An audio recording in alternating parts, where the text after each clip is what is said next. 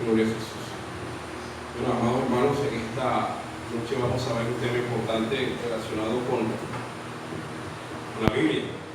Nosotros sabemos que estamos en el mes de la Biblia, o el mes celebrando el mes de la Biblia, o el mes también de la Reforma, que conmemoramos el 31 de octubre. Sin embargo, todo el mes hemos trabajado este tema, se ha venido trabajando, y hoy vamos a hablar de un tema muy importante como es la profecía. Hablar de profecía es un tema bastante extenso. Si nosotros hablamos de profecía, hay muchas profecías, ¿cierto?, sobre diversos temas, sobre las naciones, profecías mesiánicas, profecías de la iglesia, profecías escatológicas. Hay muchas profecías, entonces es un tema bastante amplio y vasto, y creo que no daríamos, habría mucho tiempo para abarcarlo, y aún así creo que alcanzaría. Pero vamos a centrarnos en un tema interesante, que es la profecía del reino de Dios. Vamos a hablar sobre el cumplimiento profético.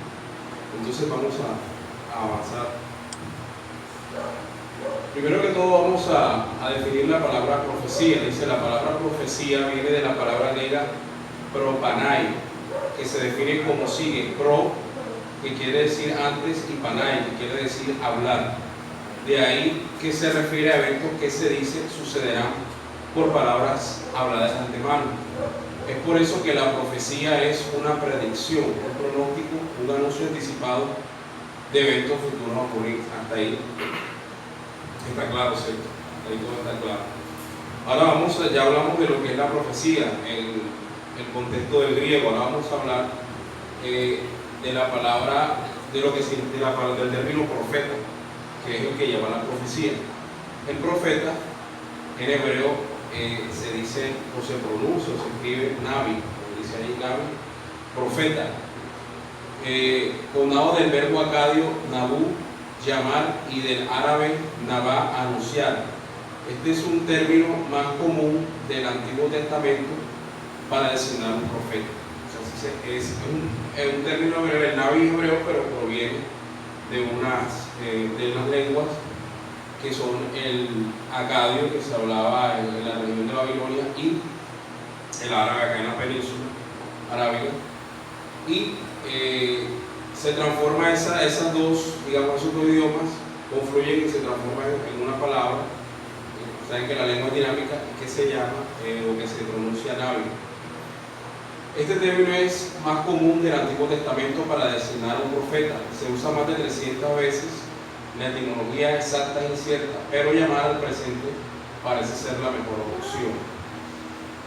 Ahora, no es el único término que hay. Hay alrededor de unos 5 términos junto con nabi en el Antiguo Testamento que hacen referencia al profeta o al vidente, pero nabi, digamos que es el más representativo. Ahora vamos a ver unas citas allí. Quisiera que alguien me ayudara para adelantar. Éxodo 4:10, y luego leemos Deuteronomio 5:5. Éxodo 4, del 12 al 10.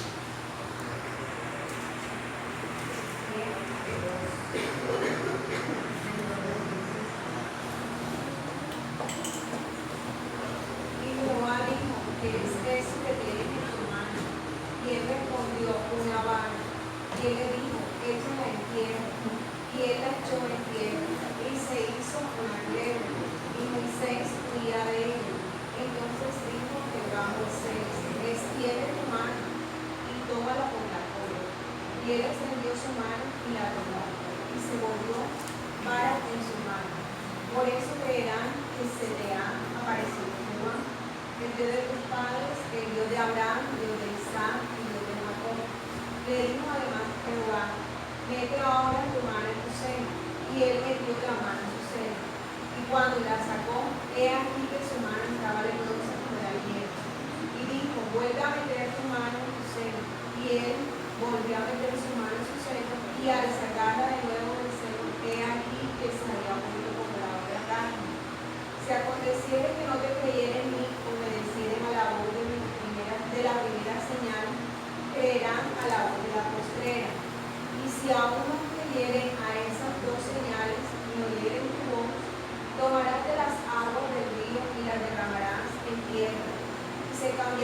aquellas aguas que tomarás del río y se harán sangre en la tierra.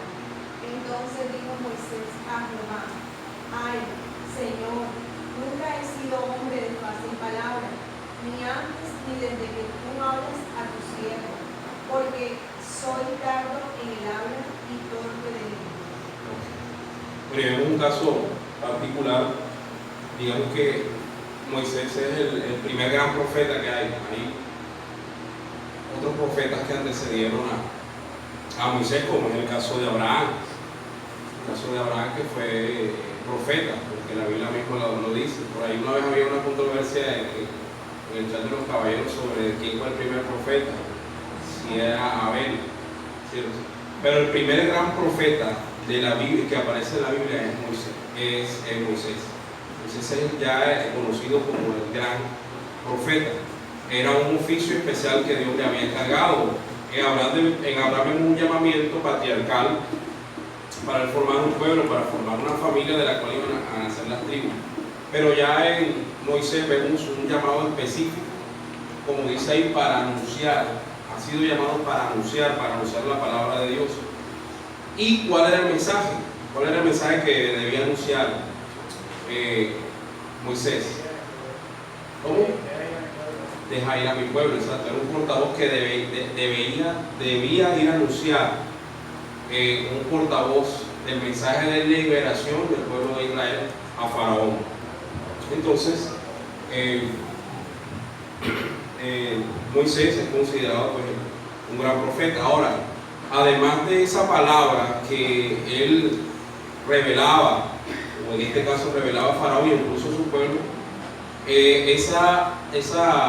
ese testimonio verbal de Moisés iba acompañado de unas señales, como le dio la hermana Angélica, con una vara que se transformaba en serpiente, una mano que colocaba en su pecho y salía leprosa, o colocar la vara en cuerpos de agua que se iban a transformar en sangre.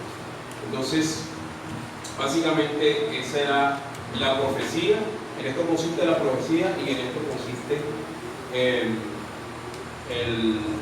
llamado profético o el personaje del profeta. Ahora, en Deuteronomio 5:5, ¿alguien lo encontró? Yo estaba en Jehová y vosotros, para declararos la palabra de Jehová, porque vosotros tuvisteis temor del fuego y no tuvisteis hambre. Esa no es la cita. Ahí hay un error. A ver si puedo recuperarlo. Bueno, básicamente la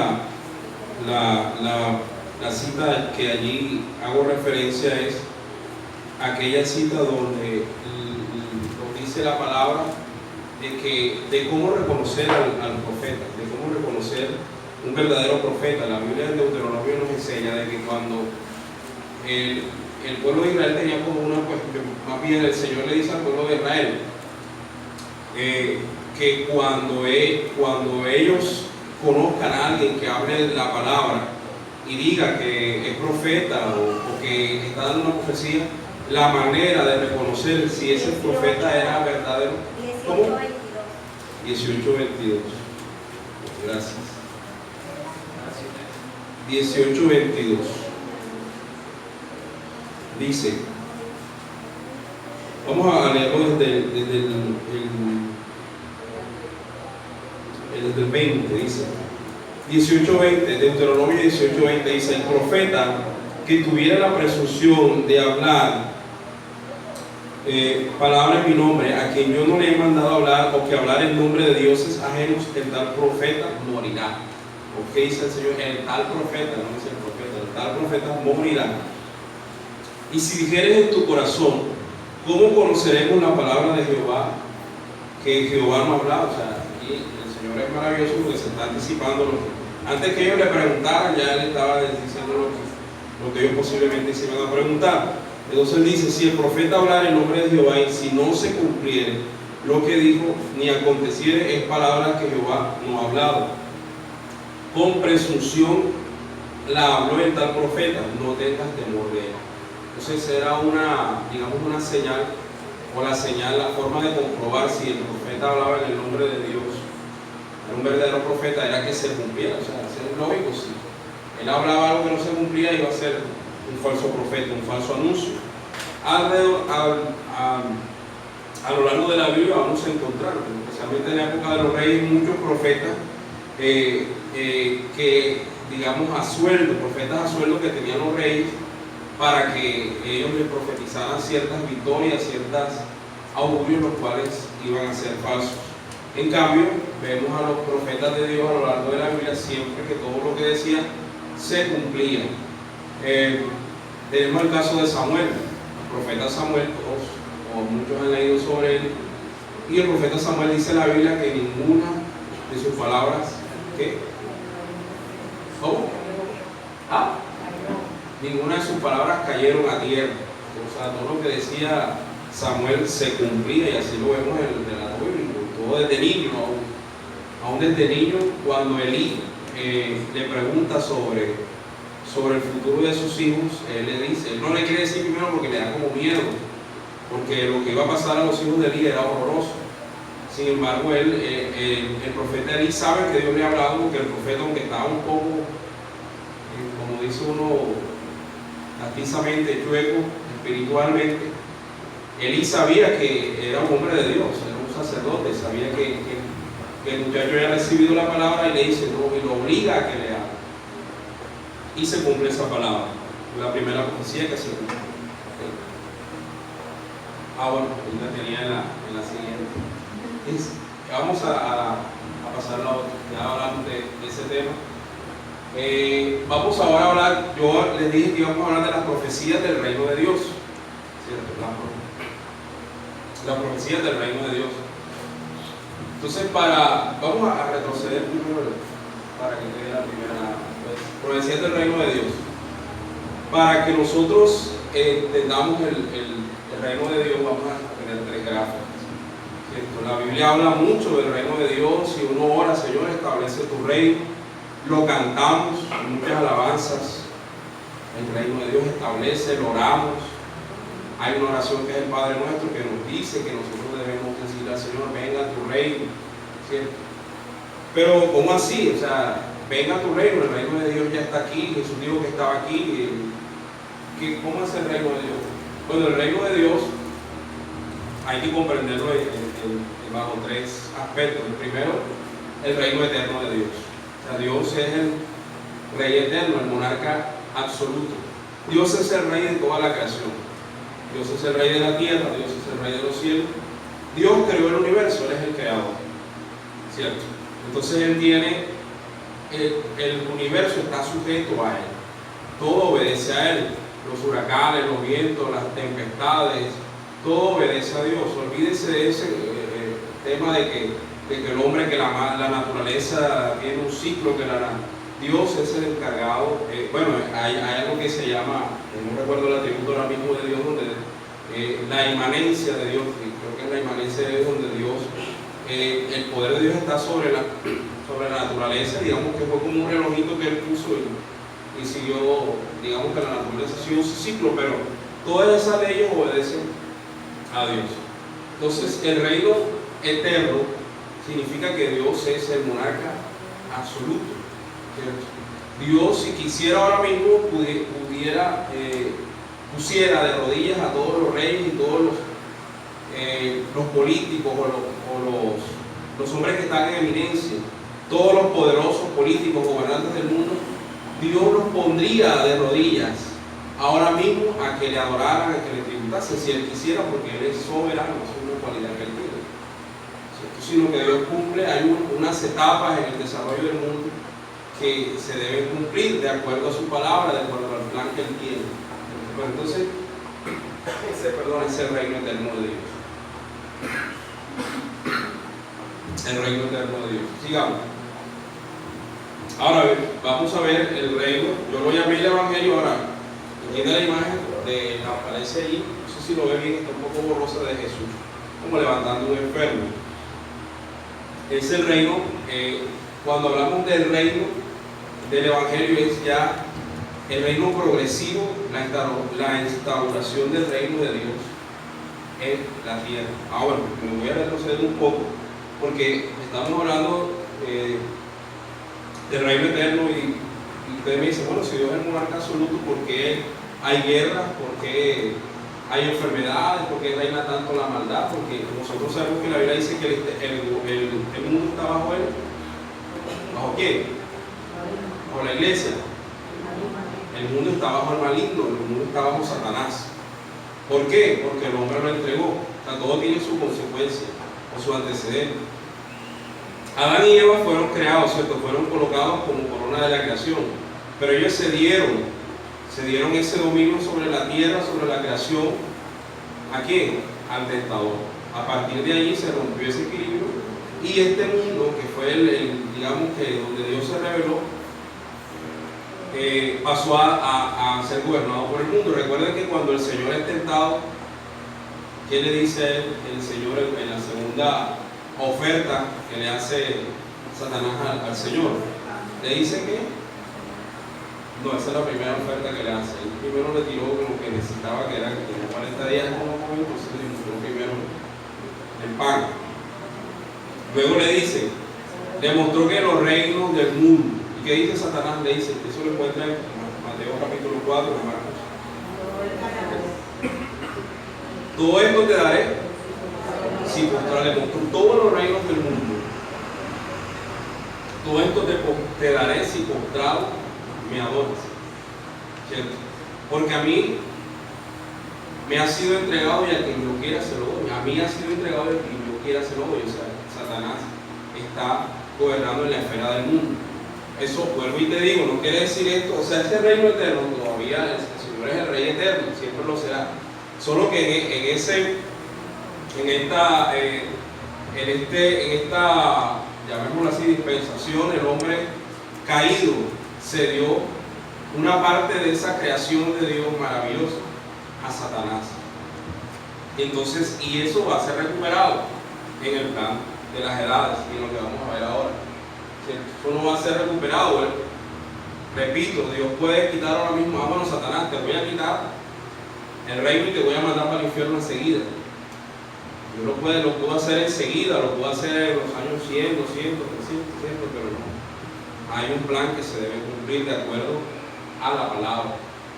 Entonces, este evangelio del reino de Dios ya ha revelado ya al hombre, a la tierra. Y esta revelación, aunque yo la coloqué ahí, coloqué el evangelio, pues es un reino que se viene estableciendo desde que a Adán y Eva se le da la promesa, ¿cierto? Cuando a Adán y Eva se le dice a la mujer que la simiente de la mujer salvará a la humanidad. Ahí empieza a establecerse ya el reino de Dios. El reino de Dios no solamente se llegó cuando Cristo se hizo más manifiesto, pero a medida que el pueblo, o sea, todo lo que el nacimiento de Abraham para el propósito de Dios. Es que usted cree que Dios quiso darle un hijo a Abraham porque al Señor le dio pesar que Abraham ya estaba muy viejito y él había soñado toda su vida tener un hijo, y ya estaba viejito con su esposa también viejita, y a Dios le dolió en el corazón y dijo, vamos a darle un hijo ahí para que se pongan contentos, ¿no? Era el reino de Dios establecido allí, y así nació Israel, el pueblo, la nación de Israel, y eso era propósito de Dios en establecer su reino, porque Isaías 49:6 nos dice de que Dios había establecido a Jacob, Israel, como cabecera de las naciones. Pero ellos tropezaron, eso es otro tema. Entonces, sigue la revelación a través de los profetas. Dios va instaurando su reino aquí en la tierra. Dios va a estar en un reino espiritual, no un reino material, físico, un reino espiritual a través de la revelación. Entonces él va instaurando poco a poco hasta que llega Cristo, que es la combinación ya, digamos, de todo lo que había pasado antes, y el Señor se revela en el pueblo de Israel, predica, sana enfermos, y al Señor una vez le dice que él echaba a los demonios por el nombre de quién, de Belcebú, el señor de las moscas. Belcebú era un dios falso, un dios cananeo. Entonces, cuando él hace los milagros, la clase de dirigente religiosa empiezan a decir, este echa los demonios por Belcebú. O sea, lo trataron de brujo. Este es un hechicero, echa los demonios. Y él decía que si él no echaba los demonios por Belcebú, si yo los echo por el dedo de Dios, es que a vosotros ha llegado el reino. Este reino, la segunda etapa. Que ese reino lo empieza el Señor, luego Él nos enseña a orar y dice, cuando oren el Padre Nuestro, oren así. ¿Cómo oren? Padre Nuestro, venga a tu reino. ¿Cierto? O sea que hay que seguir orando. O sea, no es que ya llegó el reino de Dios y Él se quedó, sino que hay que pedirle al Señor que, Señor, venga a tu reino, venga a tu reino. ¿Cierto? Aún cuando el Señor sube o asciende a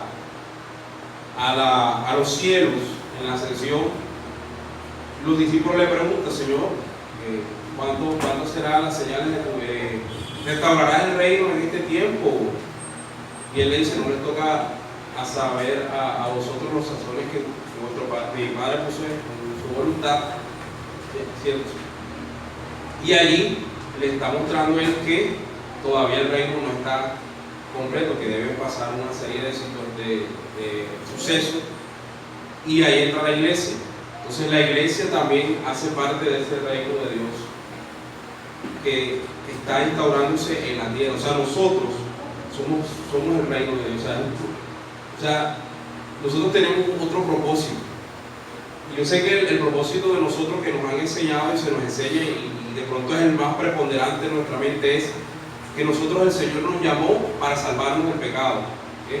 El Señor nos llamó para salvarnos de la condenación, nos llamó para salvarnos del infierno. Eso es un propósito de Dios.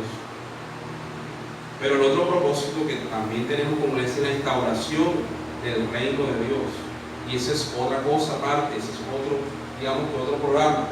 Que este reino ya, el reino eterno totalmente sobrecoja ya la tierra, que fue la parte que fue perdida de ese reino. ¿Okay? Vamos a pasar al otro. Y el reino futuro, ¿cierto?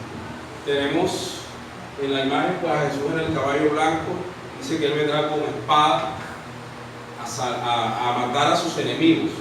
Entonces en este reino, pues en esta parte del reino del Señor, vino como el Cordero, ¿cierto? El Cordero que vino inmolado a instalar el reino, pero ahora sí vamos a hablar de un reino terrenal o geográfico como tal. El Evangelio o la instauración del reino del que nosotros somos partícipes ahora, es un reino espiritual, pero un reino ideal, digamos, pero este va a ser un reino literal del Señor, que va a juzgar y empezará con la segunda venida de Cristo y seguirá con el milenio y luego con la eternidad como reino. Gloria a Dios. Vamos a continuar. Ahora, hay una profecía importante aquí, que es la profecía sobre el origen de Israel. Y empezamos a ver otras profecías cumplidas. El Señor le dice a Abraham: dice, haré de ti una nación grande, y te bendeciré, y engrandeceré tu nombre, y será bendición. Bendeciré a los que te bendijeren, y a los que te maldijeren maldeciré, y serán benditas en ti todas las familias de la tierra. Eso está en Génesis 12, 2 y 3. Entonces, hay un cumplimiento profético, primero en números. Dice, a Abraham se le dice que será una nación que grande. Ok, vemos ahí, ¿quién es en la primera foto? ¿Quién creen ustedes que son esos? Una imagen, no son ellos, porque con eso no.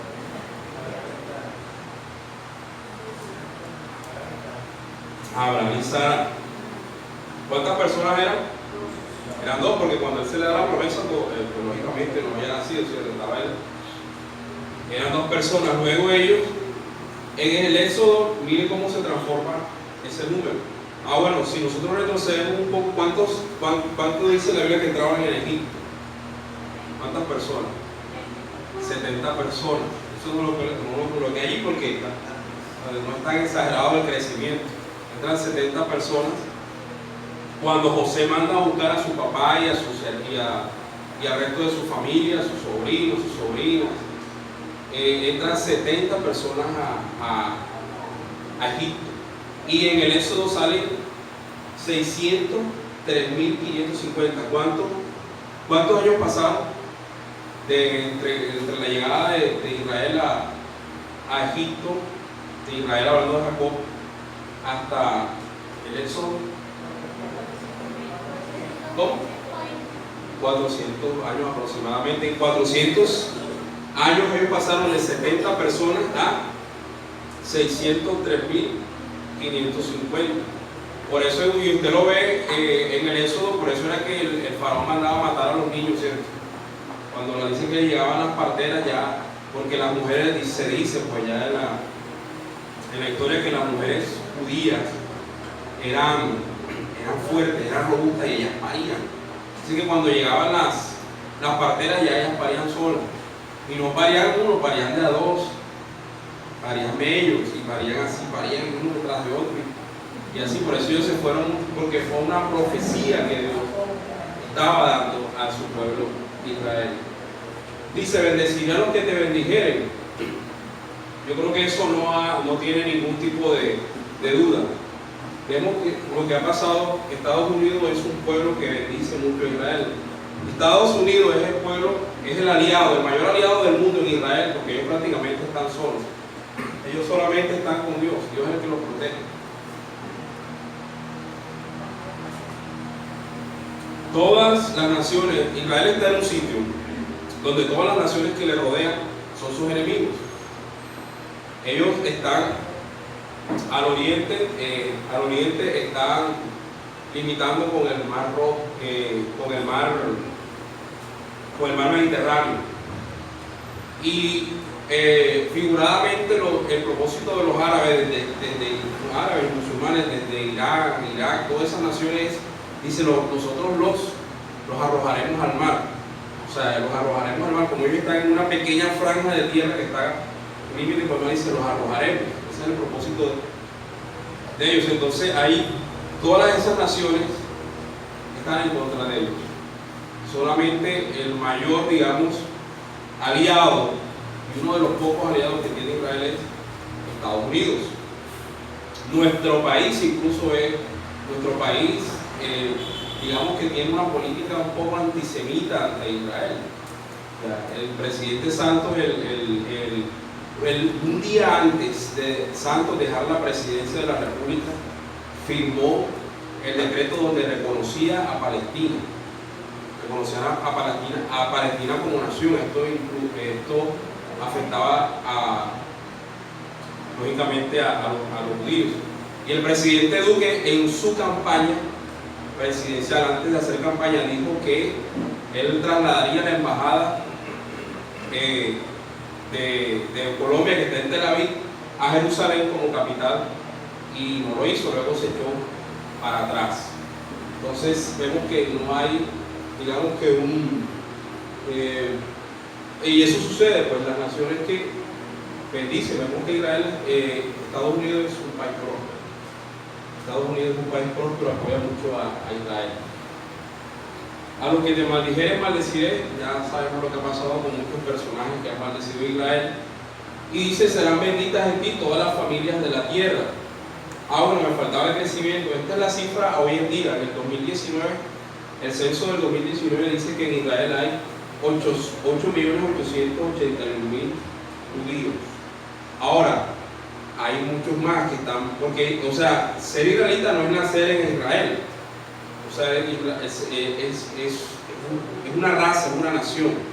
Entonces hay muchos judíos que nacen en Estados Unidos. Ese es un judío. Así nazca en Estados Unidos, nazca en Colombia. Aquí en Barranquilla hay, creo que si no estoy mal, hay dos sinagogas. Y hay mucha gente de aquí de Barranquilla, empresarios, que son de origen judío. Como el caso del mismo apóstol Pablo. El apóstol Pablo había nacido, ¿cierto?, en Asia Menor, pero era de raza judía. Él había nacido de pronto en un país extranjero, a Israel, pero la nacionalidad no se la daba el sitio de nación, sino su raza. Entonces, esto de ser benditas las naciones o las familias de la tierra de las naciones es muy importante también establecerlo, porque Israel ha sido de bendición. Hay muchos premios Nobel que han sido de la nación de Israel. en las artes, en la ciencia. Los creadores de Google, el buscador más famoso que tenemos nosotros en Internet, fue creado por unos judíos. El Internet fue creado también por un judío en compañía de otras personas. En las redes sociales, el Facebook es creado por un judío anónimo, pero un judío al fin y al cabo. Y muchos inventos y muchas cosas, y los muñecos más famosos de la tira cómica, que es la Marvel Comics, han sido creados por un judío también. Superman, el héroe de Superman, fue creado también por un judío. Y así muchas cosas, muchos inventos, y ellos siguen bendiciendo. El pueblo de Israel es un pueblo que habita 70% de su clima, de su territorio es árido, seco. Y ellos hoy en día son productores, son uno de los mayores productores de naranja, de remolacha. Incluso ellos pueden venir acá a dictar clases, a dictar cátedra a Colombia, donde tú siembras una pepa mano, se cae y ella nace solita. Pero los judíos vienen aquí a enseñar a la gente a cultivar, a cómo ser más productivos. ¿Cierto? El territorio de Israel es más desértico que la Guajira, pero ellos lo recuperaron. Y si ellos vienen acá a ayudarnos, pudieran recuperarla también. Sigamos. Bueno, avanzando en las profecías del reino, vamos a encontrar este pasaje, un pasaje importante que está en Daniel, en el libro de Daniel, donde vamos a ver una profecía o un sueño que se le presenta al rey Nabucodonosor, estando en Babilonia. Y no es más que el Señor le muestra a Nabucodonosor, le muestra las edades de la historia humana, lo que iba a suceder, cómo los reinos continuamente iban a suceder uno a otro y todas las repercusiones que esto iba a tener a nivel espiritual, a nivel mundial. Vamos a abrir la Biblia de Daniel.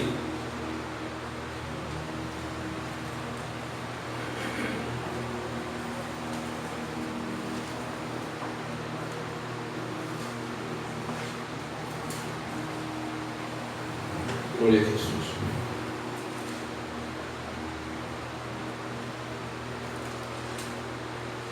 Daniel capítulo 2.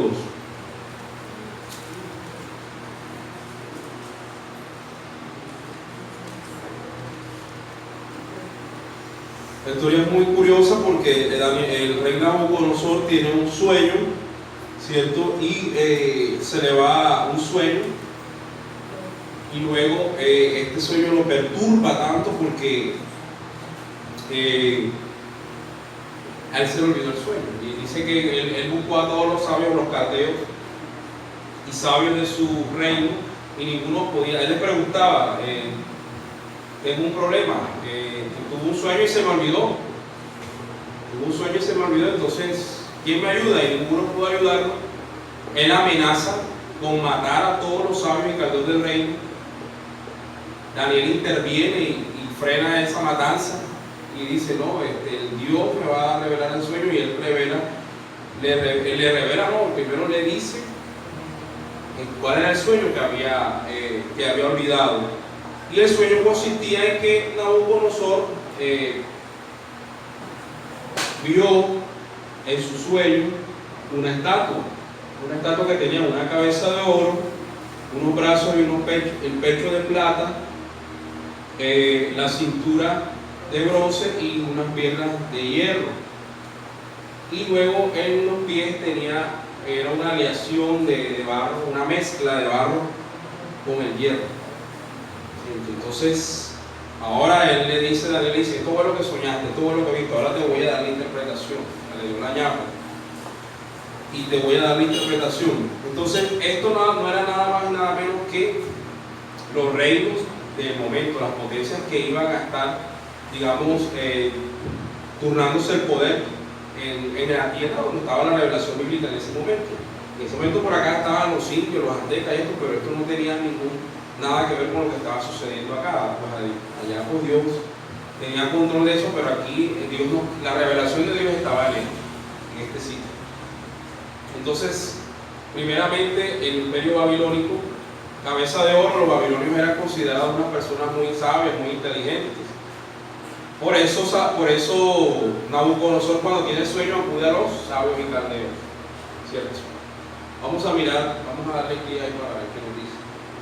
Bueno, este reino, que era el reino de turno, o sea, cuando Daniel tiene el sueño, cuando Nabucodonosor tiene el sueño, Nabucodonosor tiene el sueño, el gobierno de él era lógicamente el reino babilónico, los caldeos. Y este reino cayó, todos esos reinos, ahora vamos a ver cómo fueron cayendo paulatinamente. Este reino, hubo uno antes que fue Asiria, pero no sale en este sueño. Digamos que a partir de Babilonia existieron los grandes imperios. Entonces, un dato que tenemos aquí de una profecía cumplida es la caída de Babilonia en el año 539 a.C. Vamos a leerlo en Isaías 13, 17 al 20. Esto fue dicho 200 años antes, ¿cierto? Vamos a ver qué lo lee, por favor. Isaías 13, 17 al 20.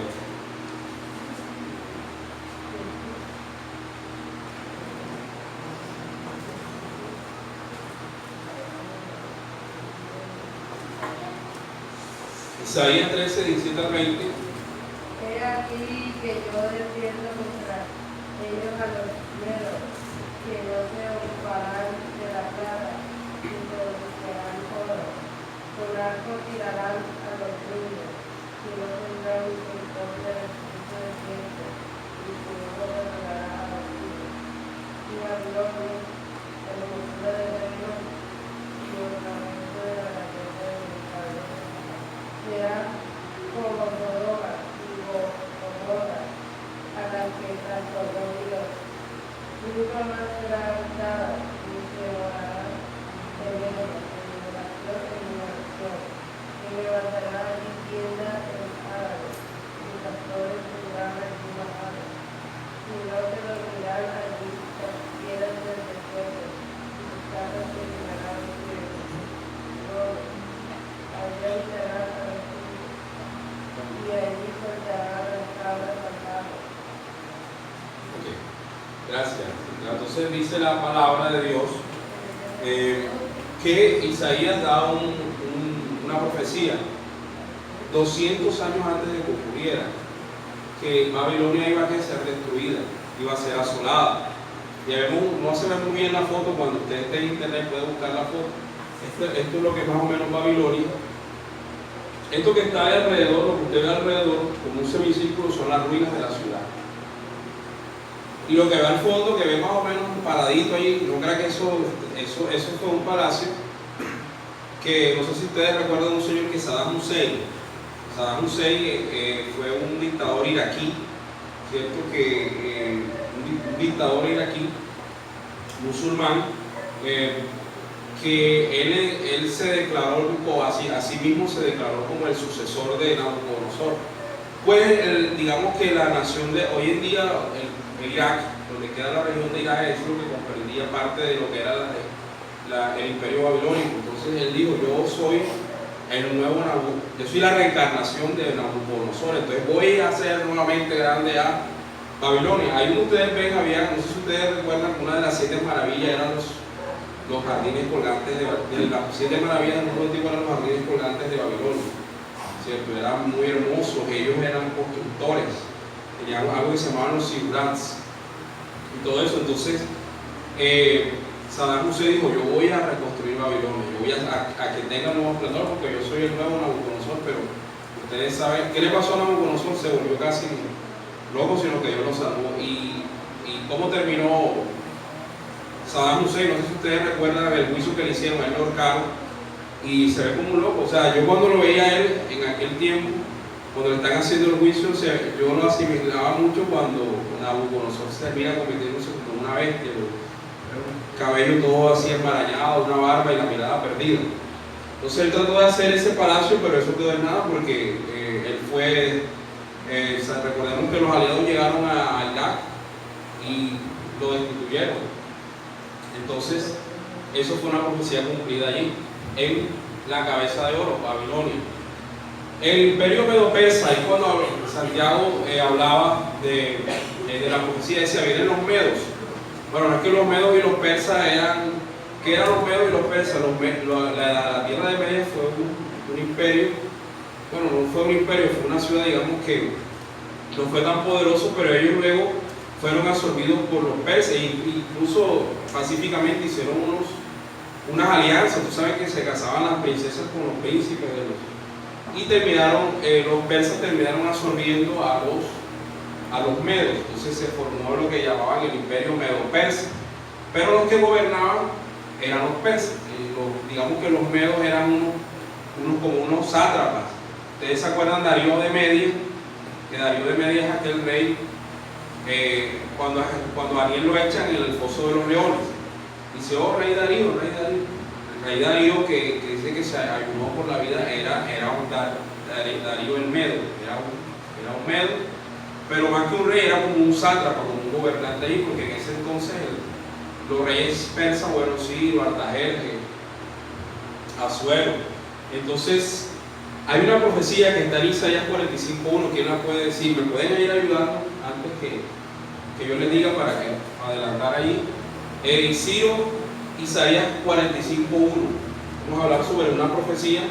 O sea, habría muchas profecías de Babilonia, pero si yo les pongo a contar eso, yo sé que no acaba. Por mí no hay problema. Sé que el problema es por mí, pero por mí no hay problema. Diga. Así dice Jehová seguido a Ciro, al cual tomé yo por su mano derecha, para sujetar naciones delante de él y desatar lomos de reyes, para abrir delante de él puertas, y las puertas no se cerrarán. Isaías 45:1. No recuerdo, hermano, me perdona, no tengo el dato, si alguien de pronto lo tiene, cuántos años pasaron desde la profecía de Isaías hasta Ciro. Debió pasar más de 100 años, ¿cierto? Porque hubo 70 años de desolación, por lo menos.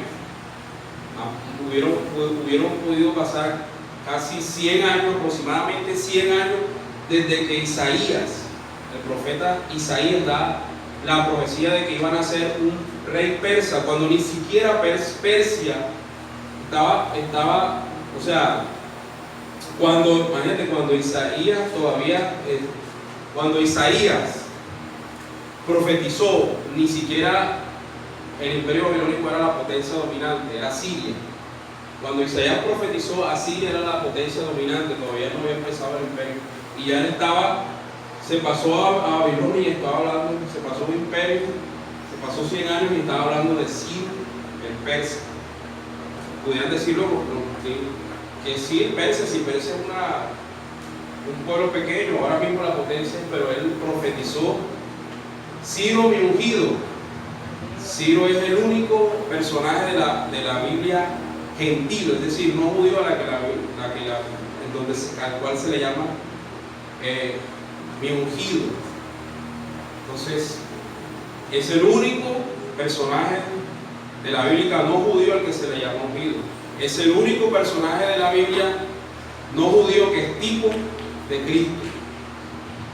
Entonces, ahí vemos esa gran profecía. Ahora, ¿qué hizo Ciro? No solamente le dio el nombre, o sea, él le dijo, no, por allá va a existir un rey, por allá va a existir un rey que va a existir un rey persa que va a propiciar que los judíos vuelvan a su tierra, construyan sus murallas, construyan su ciudad, ¿cierto? No solamente eso, sino que le puso nombre enseguida, maravilloso, ¿cierto? Dijo, se va a llamar Ciro, y le pusieron Ciro, la profecía de Dios. Ahora vamos a ver al imperio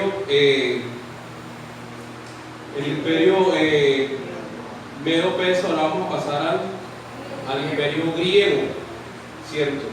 Y entonces el imperio griego, vamos a leer dos citas que están en Daniel 8, del 1 al 12. Yo lo voy a leer rápido para que del 8 al 1, vamos a leerlo. Dice: en el año tercero del reinado del rey Belsasar. ¿Rey Belsasar es? No. babilónico. Todavía estamos en el año tercero del reinado del rey Belsasar, que era hijo o nieto, no recuerdo, de Nabucodonosor. Dice que se apareció una visión a mí, a Daniel, después de aquella que me había aparecido antes. Dice la visión, estaba en Susa, que es la capital del reino de la provincia de Elán. Y vi en visión que estaba junto al río Ulai, alcé mis ojos y aquí un carnero que estaba delante del río tenía 2 cuernos. Y aunque estos cuernos eran altos, uno era más alto que el otro. Y el alto creció después. Eso fue lo que le narré ahorita de Medo-Persia. El imperio Medo eran 2 cuernos, uno era más chico que el otro, el Medo era grande que el otro. Dominaron los persas sobre los medos. Y el alto creció después. Dice que luego vio que el carnero iría con los cuernos al poniente, al norte, al sur, y que ninguna bestia podía pararse delante de él, ni había quien escapase de su poder. Mientras yo consideraba esto aquí, un macho cabrío venía del lado del poniente, es decir, donde se oculta el sol salía. Si miramos el mapa así de Europa, así, de este lado estaba la tierra de Babilonia y salía el sol por acá, o sea que el sol sale del imperio, el sol naciente sale por China, por Japón, y luego se oculta por acá, que sería donde queda Grecia, queda a la izquierda, o sea, al poniente del sol de la región Caldea. Dice que vio un macho cabrío que venía del lado del poniente sobre la faz de la tierra sin tocar la tierra, es decir, venía como volando. Y corrió contra la furia, corrió contra él, contra la furia de su fuerza. ¿Corrió contra quién? ¿Contra quién? ¿Ah? Hermano, entonces, no me están prestando atención. ¿Contra quién corrió? Contra el primero, hermano, que tenía ¿cuántos cuernos? 2, eso, ahora sí.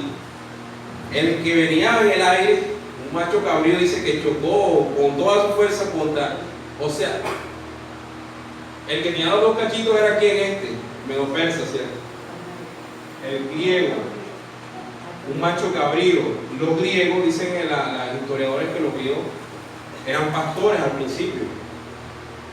Los griegos eran pastores y el dios de los pastores para los griegos era Pan, ¿cierto? Aquel que tiene las piernas, usted lo ha visto, las piernas de chivo, y acá es como un hombre y tiene unos cuernecitos, como el fauno para los romanos, el dios Pan.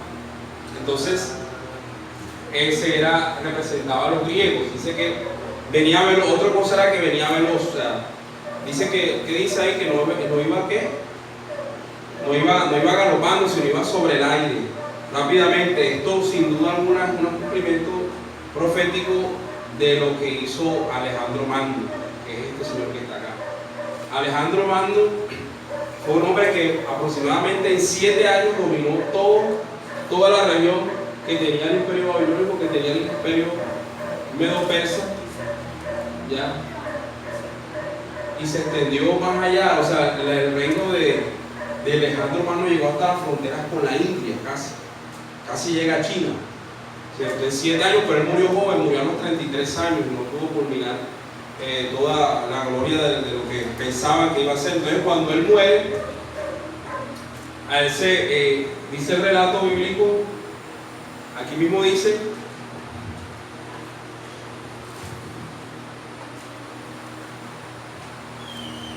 el macho cabrío dice que se engrandeció, el 8 dice que se engrandeció engrandeció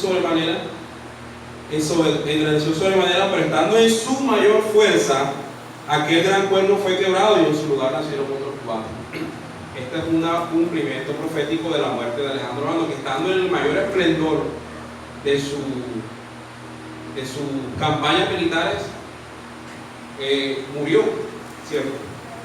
Y luego dice que nacieron ¿cuántos cuernos? 4. Resulta que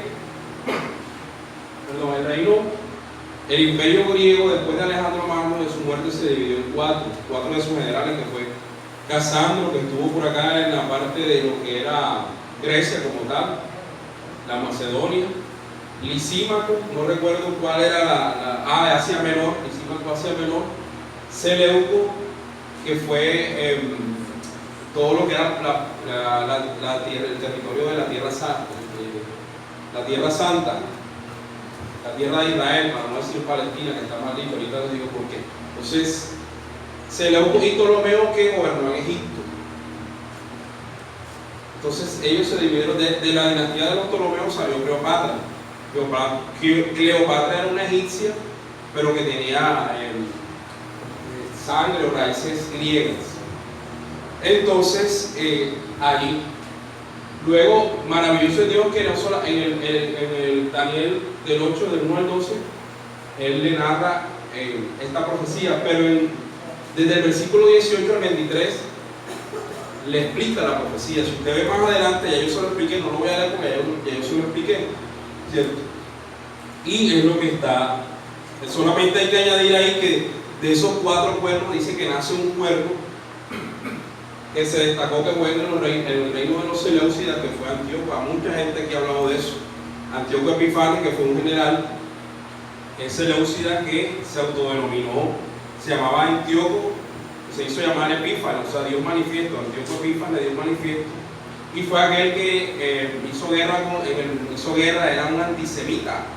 Dice que él persiguió ferozmente a los judíos, los exterminó. Dice que este tipo el Señor es un tipo de Hitler, o sea, él era antisemita, no quería ver un judío sobre la faz de la tierra, los persiguió, entró a Jerusalén, en el templo sacrificó un cerdo. El cerdo es el animal sacrificial de los griegos.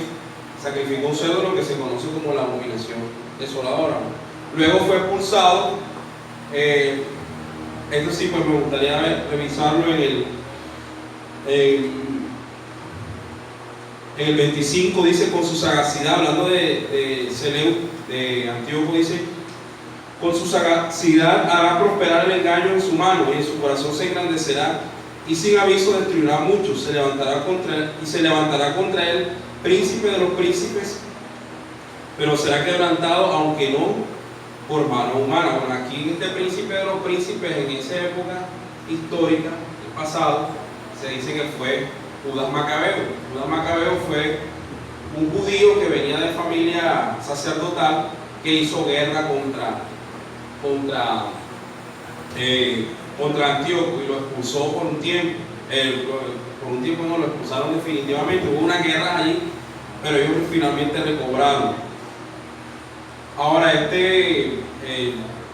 Antíoco es un tipo del anticristo, y este príncipe es un tipo de nuestro Señor Jesucristo.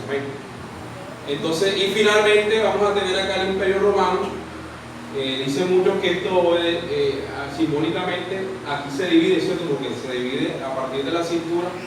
Aquí es uno solo, aquí se divide en 2 piernas. Dice que fue la división del. Recuerdan que el Imperio Romano sufrió una división entre el Imperio Romano de Occidente y Oriente bajo el emperador Teodosio.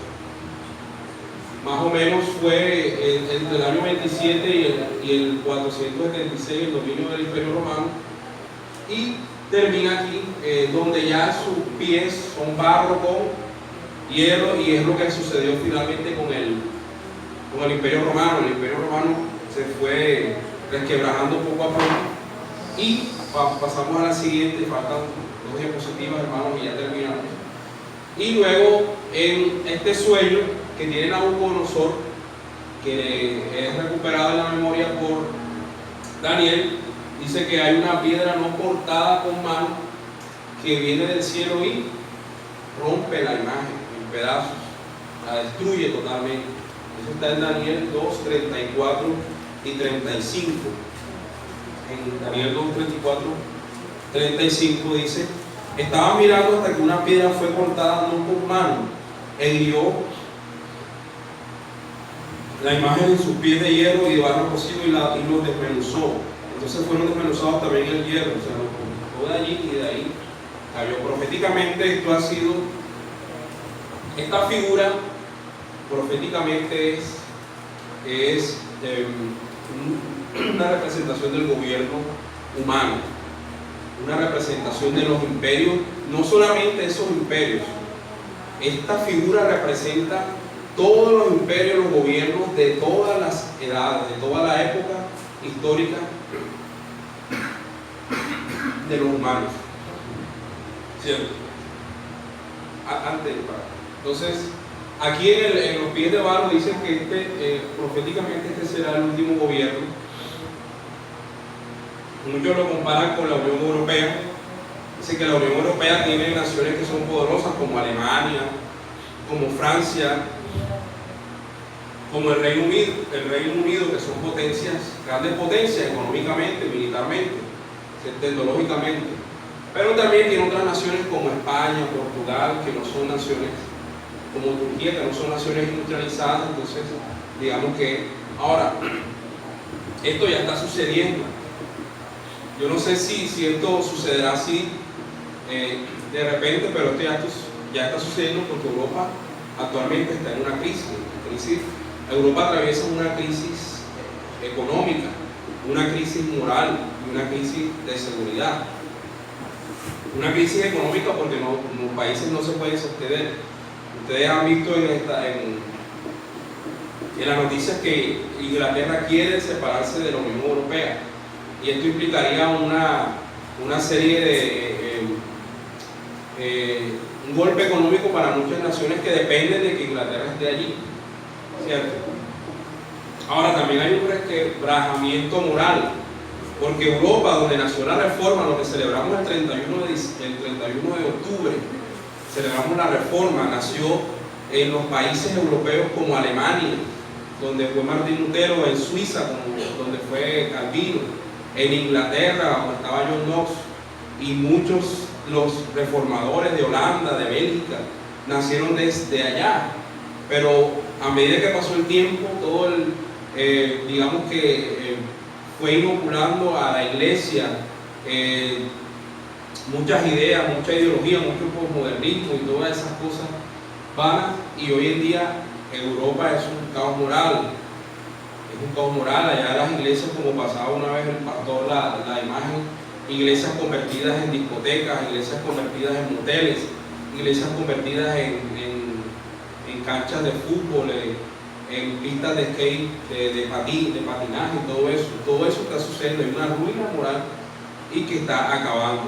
Hay un suceso hace poco también, que en el año 2015, hace 3 años, que fue no sé si lo recuerdan, un volcán, Islandia, que es uno de los países más, se ufana de ser el país donde existe la mayor calidad de vida, un país donde dice que existe la mejor educación, que es Islandia, y allá es uno de los países que se ha declarado más ateo también. Allá en el 2015 hubo un volcán, empezó a botar humo, y esa nube que salió de ese volcán de Islandia llenó toda Europa, y Europa quedó paralizada 2 o 3 días. O sea, no hubo vuelos en Europa durante esos 2 o 3 días, porque no se podía por un simple volcán que apareció allá en Islandia, que es una de las coronas de allá de Europa. Entonces ahí vemos, muchos lo vieron como un acontecimiento profético de esta estatua, ¿cierto? Pero sabemos que eso puede ser una señal, pero eso tendrá su cumplimiento más adelante. Ahora sí, pasemos a la última imagen, que es la profecía de las 70 semanas, para culminar. No se vaya a enredar, ¿cierto? No se vaya a preocupar, porque yo también estoy enredado. Sí, ya somos 2, nadie no se vaya a preocupar. Voy a tratar de explicarles un poco. Bueno, entonces dice que el profeta Daniel en capítulo 9, ¿cierto? Vamos a leer finalmente para culminar con esta profecía. Dice que Daniel 25 al 27, Daniel 25, sabe y entiende, mentira, 24, del 24, 70 semanas están determinadas sobre tu pueblo y sobre tu santa ciudad, para terminar la prevaricación y poner fin al pecado y expiar la iniquidad, para traer justicia perdurable, sellar la visión y la profecía y ungir al santo de los santos. Sabe pues y entiende que desde la salida, la orden para restaurar y edificar a Jerusalén hasta el Mesías príncipe habrá 7 semanas, y 62 semanas se volverán a edificar la plaza y el muro en tiempos angustiosos. Y después de las 62 semanas se quitará la vida del Mesías, mas no por sí, y el pueblo de un príncipe ha de venir, destruirá la ciudad y el santuario, y su fin será con inundación, y hasta el fin de la guerra durarán las devastaciones. Y por otras semanas confirmará confirmará el pacto con muchos. A la mitad de la semana le hace cesar el sacrificio y la ofrenda. Después, con la muchedumbre de las abominaciones vendrá el desolador hasta que venga la consumación y lo que está determinado se derrame sobre el desolador. Aquí lo que hay que entender es algo. El profeta Daniel está hablando de que va a haber un acontecimiento, un periodo de tiempo que son 70 semanas. ¿Verdad? 70 semanas por 7 días, ¿cuánto es? 490 días. O sea, un día, 70 semanas tienen 490 días, ¿cierto? Ahora, los judíos acostumbraban a multiplicar la interpretación que ellos le daban a los números. Un día era un año, o sea que esos 490 días serían 490. Ahí está claro, ya lo entendieron, ya claro. Las 70 semanas son 490 días. O sea, 70 semanas son 490 días. Transformados semanas a días son 490 días. Entonces usted va a multiplicar ahora, cada día lo va a tener como si fuera un año. O sea, son 490 años, ¿cierto? Ahora ya está entendido. Entonces, ese es el periodo que va a abarcar, como dice ahí, desde que se ha restaurado. ¿Se ha restaurado qué? El sacrificio. Dice que se ha restaurado, dice, para poner fin a la prevaricación y el pecado. ¿Qué es eso? El templo de Israel, el templo de Jerusalén fue ¿qué? Destruido. O sea, a partir de allí, del año 457 de Cristo, se empieza a reconstruir Jerusalén, ¿cierto? Hasta que nace el Mesías. O sea, de aquí a acá, dice que pasaron ¿cuántos años? Aquí pasó un año, del 457, en un año se construyó el templo, se reconstruyó el templo, ¿cierto? Y luego, desde que empiezan a reconstruir el templo, eso que está allá que usted ve el muñequito es un sacerdote. Un sacerdote que está representando que se reiniciaba el culto religioso a Dios en el templo. Y luego pasa que a la predicación de Cristo, que es en el año, ¿cómo? Bueno, sí, pero lo que ocurre es que el templo lo empezaron a construir, desde que lo empezaron a reconstruir, pero después dejaron la obra, ustedes siguieron. Entonces, el Mesías, que digamos, ahí está el año 27 después de Cristo, que es cuando Cristo empieza su ministerio. Bueno, lo empezó en el año 30, ¿cierto? Él empezó en el año 30, pero en el calendario gregoriano que nosotros tenemos hay un error de 4 años. Entonces sería el año 27 después de Cristo. Ya. Y a partir de allí, ¿habría cuánto? Y ahí se cumple, ¿cierto? Lo que dice la muerte del Mesías, que sería el año 34. Pero en el año 33 por ahí el calendario gregoriano, que es el que nosotros manejamos católico, no es compatible, digamos que tiene unos errores de años con el actual. Entonces, básicamente eso es lo que Daniel nos enseña. Más de 500 años antes de que esto ocurriera. O sea, recuerden que Daniel está hablando cuando el imperio babilonio, y después todavía pasaría el imperio persa, cuando Ciro manda a reconstruir la ciudad, manda a reconstruir el templo, manda a reconstruir la ciudad de Jerusalén. Entonces pasaron aproximadamente 500 años 500 años antes de que Daniel leyera esa profecía. Entonces, básicamente esas son las profecías que tienen que ver con, hay mucho más que decir, mucho más que explicar, hermanos, pero es bastante extenso el material, bastante lo que hay, pero yo sé que igual todavía otros hermanos vendrán y nos explicarán el tema. Entonces vamos a darle gracias a Dios. El propósito de esta presentación era mirar cómo Dios es el dueño de la historia de la humanidad y cómo Dios a través de este estatus nos está mostrando lo que ha de pasar, ¿cierto?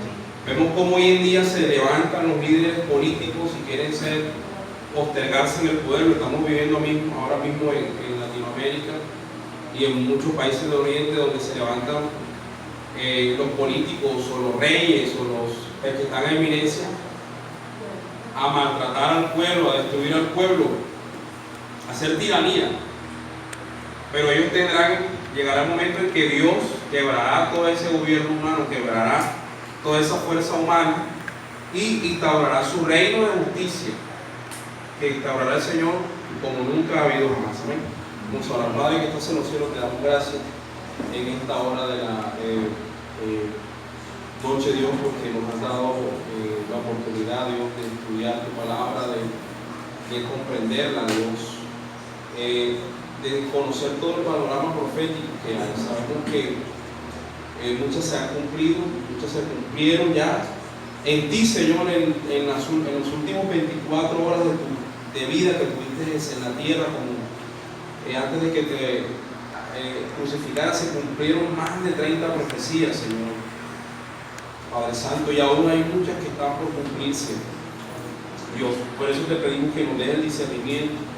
Ayúdanos a tener la palabra de Dios o la Biblia como la palabra profética más segura, que no andemos corriendo detrás de seminarios proféticos que muchas veces nos inclinan hacia la emoción, hacia la adivinanza, hacia la hechicería, Dios, sino que abramos la palabra profética, podamos ver las señales que allí se contienen, Dios.